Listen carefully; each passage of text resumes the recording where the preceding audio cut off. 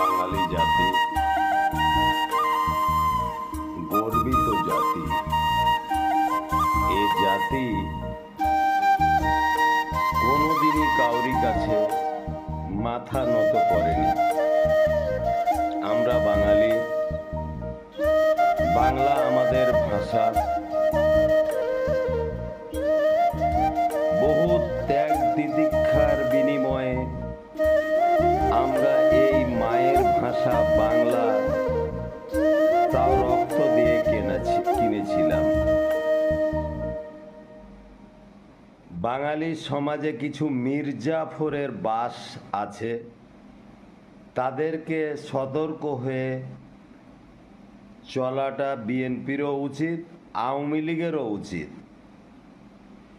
রাষ্ট্র ক্ষমতায় যদি কোনোদিন আসে তাহলে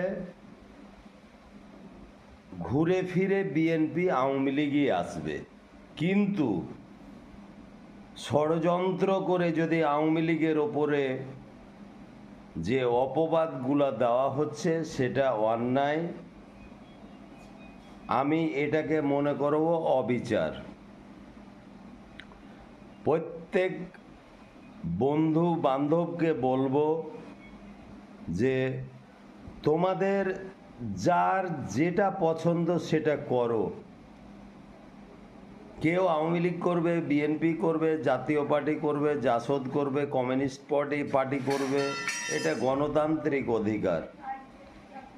মায়ের ভাষা বাংলা, 1971 সালের মুক্তিযুদ্ধ, সমস্ত কিছুই আমাদের লড়াইয়ের মাঝে পেয়েছিলাম। সেটাকে ধরে রাখতে হবে।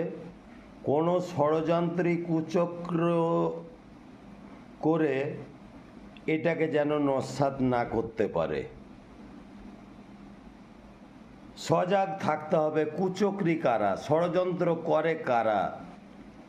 এরা কেউ ইসলাম নিয়ে কথা বলে, ইসলামের অনেক কথাই বলে, কিন্তু এরা প্রকৃত ইসলামিক ব্যক্তিত্ব নয়, ইসলামিক রাজনৈতিক দলের নয়। সুদ ঘুষ কোরআনে নিষিদ্ধ, কিন্তু কোনো দল আবার সুদ ঘুষের রাজনীতি বেশি করেন। আমি নাম বলবো না, তবে শুধু এটুকুই বলবো, কোরআন আল্লাহ পাঠিয়েছে মানুষের কাছে ফেরেশতার মাধ্যমে, তার দোষ হযরত মুহাম্মদ মুস্তাফা সাল্লাল্লাহু আলাইহি সাল্লামের কাছে। সকলে ভালো থাকুন, সুস্থ থাকুন, আপনাদের শুভ কামনা রইল। আসসালামু আলাইকুম।